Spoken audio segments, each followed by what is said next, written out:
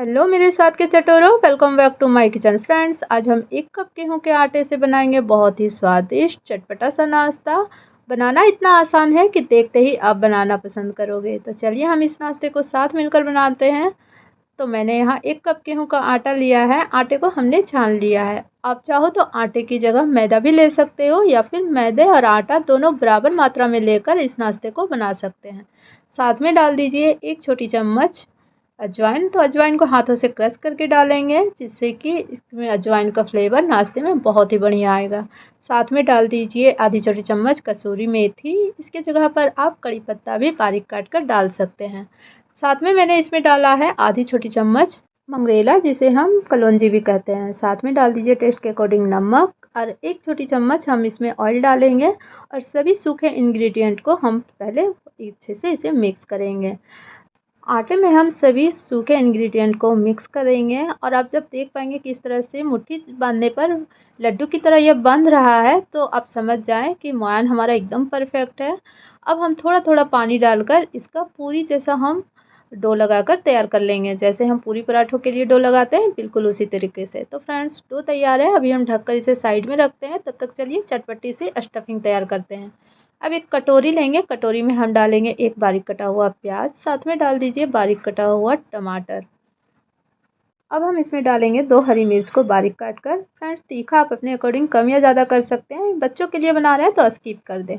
अब मैंने यहाँ लिया है नमकीन। तो हम इस स्टफिंग को आलू से नहीं बनाएंगे। इस नाश्ते को बनाने के लिए आपको आलू उबालने की ज़रूरत नहीं है। बिना किसी झंझट के आप इसे फटाफट से बनाकर रेडी कर सकते हैं।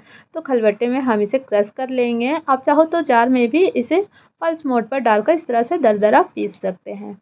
अब पीसी हुई नमकीन को हम प्याज और टमाटर वाले स्टफिंग में डालेंगे और अब डाल दीजिए बारीक कटा हुआ हरा धनिया। हरा धनिया डालने से स्टफिंग का टेस्ट और लुक दोनों काफ़ी बढ़ जाएगा। साथ में इसमें डाल देंगे नमक। तो नमक ध्यान से डालिएगा क्योंकि नमकीन में भी नमक है। बहुत ज़्यादा नमक ना डालें, नहीं तो स्टफिंग का टेस्ट खराब हो सकता है। अब अच्छे से मिक्स कर लीजिए। फ्रेंड्स, आप देख पा रहे होंगे कि हमारी जो यह स्टफिंग है काफ़ी टेस्टी और काफ़ी चटपटा लग रहा है देखने में। तो इस स्टफिंग को बनाने में हमने ना ही हमें आलू उबालने की झंझट है, ना ही उन्हें भूनने की ज़रूरत है। बस फटाफट से आप टमाटर, प्याज और नमकीन से इस स्टफिंग को बनाकर रेडी कर सकते हैं। हमने इसे अच्छे से मिक्स कर लिया है। मिक्स करने के बाद अभी हम इसे साइड में रखते हैं और बाकी की तैयारी देख लेते हैं। तो चलिए अब हम आटे को भी देख लेते हैं। तो फ्रेंड्स, आप देख पा रहे होंगे आटा भी अच्छे से सेट हो गया है। तो इसे एक बार हम और अच्छे से मिक्स कर लेंगे, मसलते हुए इसे चिकना कर लेंगे और इसकी छोटी छोटी लोई तोड़कर तैयार कर लेंगे। तो मेरी यहाँ 4 लोई बनकर तैयार हुई है। तो अब एक लोई को लीजिए और इसे सरफेस पर या फिर चकले पर चिकना कर लीजिए। ऊपर से सूखा आटा लपेट कर रोटी जितनी बड़ी हम इसे बेल लेंगे। बस हमें ध्यान रखना है कि पतली नहीं बेलनी है, थोड़ा मोटा ही हम इस रोटी को बेलकर रेडी करेंगे, क्योंकि जब हम स्टफिंग को डालेंगे तो हमारा ये जो नाश्ता है वो फटे ना। इस कारण से हम रोटी को थोड़ा मोटा ही बेलकर रेडी करेंगे। मैदे से बनाए होते तो हम चलिए इसी तरीके से हम दूसरी रोटी भी बेलकर रेडी कर लेते हैं। कोई भी दिक्कत नहीं होती। फ्रेंड्स, अब सबसे छोटी सी रिक्वेस्ट है, अगर आपने वीडियो यहाँ तक देख ली है, वीडियो में कुछ भी अच्छा लगे तो प्लीज़ दिल खोल कर लाइक शेयर करें और मेरी इस छोटी सी फैमिली का हिस्सा बने। वीडियो नहीं भी अच्छी लग रही हो तो प्लीज़ मुझे कमेंट में बताएं मुझे और क्या इम्प्रूव करना चाहिए। तो लीजिए, मैंने दोनों रोटियों को फटाफट से बेल कर रेडी कर लिया है। अब हम क्या करेंगे, हमने जो स्टफिंग तैयार कर रखी थी उसे हम एक एक चम्मच रोटी में इस तरीके से 4 भागों में सेट करेंगे। तो इस तरह से क्या होगा ना, फटाफट से हमारा नाश्ता बनकर रेडी हो जाएगा।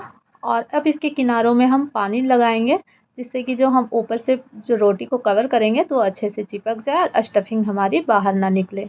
तो जैसे मैं यहाँ पानी लगा रही हूँ, बिल्कुल उसी तरीके से आपको भी पानी लगाना है जब आप इस नाश्ते को बनाओ। अब इसके ऊपर एक और रोटी को कवर करेंगे जो हमने पहले ही बनाकर रखा था और इसके किनारों को फिंगर से इस तरीके से सील कर देंगे, जिससे कि स्टफिंग हमारा बाहर ना निकले। अब किनारे में हम फोक से डिजाइन देंगे।